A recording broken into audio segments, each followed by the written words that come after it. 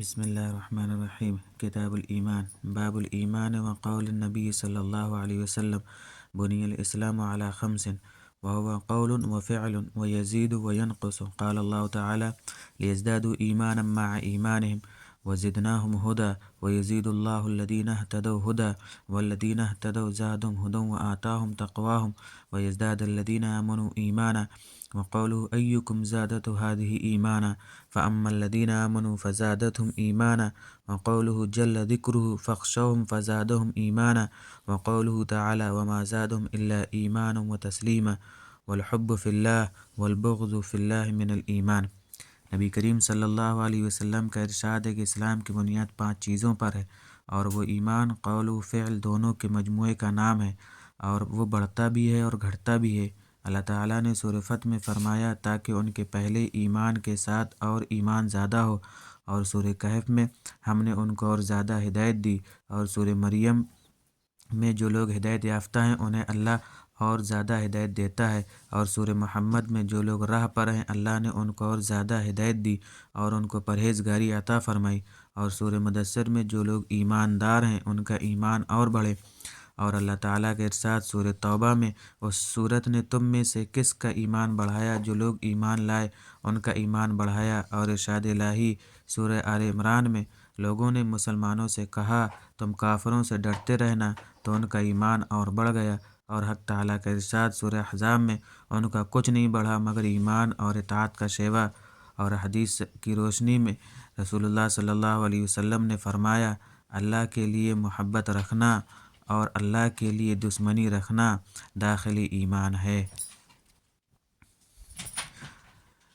وكتب عمر بن عبد العزيز إلى عدي بن عدي: إن للإيمان فرائض وشرائع وحدودا وسننا، فمن استكملها استكمل الإيمان، ومن لم يستكملها لم يستكمل الإيمان، فإن أعز فسأبينها لكم حتى تعملوا بها، وإن أمت فما أنا على صحبتكم بحريص۔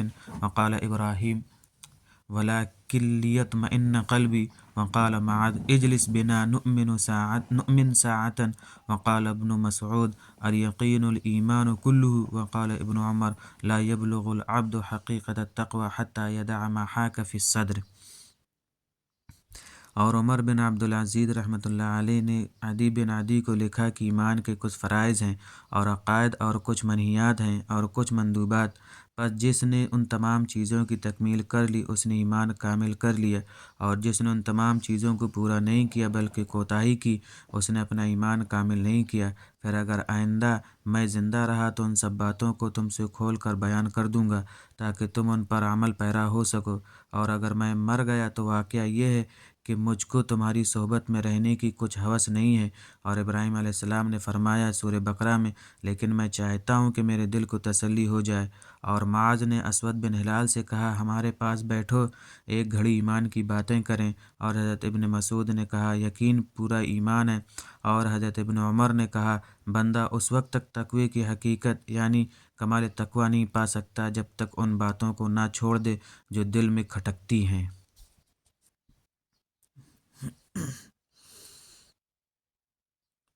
وقال مجاہد: شرع لكم من الدین اوصیناک یا محمد وإیاہ دینا واحدا۔ وقال ابن عباس: شرعته منہاجا سبیلا وسنتا۔ مجاہد نے شرع لكم من الدین ما وصى به نوحا، اس نے تمہارے دین کا وہی طریقہ ٹھہرایا جس کا حضرت نوح علیہ السلام کو حکم دیا تھا، کہ تفسیر میں فرمایا: ہم نے آپ کو اے محمد اور نوح علیہ السلام کو ایک ہی دین کا حکم دیا۔ اور حضرت ابن عباس رضی اللہ عنہ نے کہا کہ آیت کریمہ وَلِكُلٍّ جَعَلْنَا مِنْكُمْ شِرْعَةً وَمِنْهَاجًا میں شرع کا مطلب ہے سنت یعنی طریقہ، اور منہاج کا مطلب ہے راستہ۔ اور سورہ فرقان کی اس آیت کی تفسیر میں کہا: دعاؤکم یعنی ایمانکم۔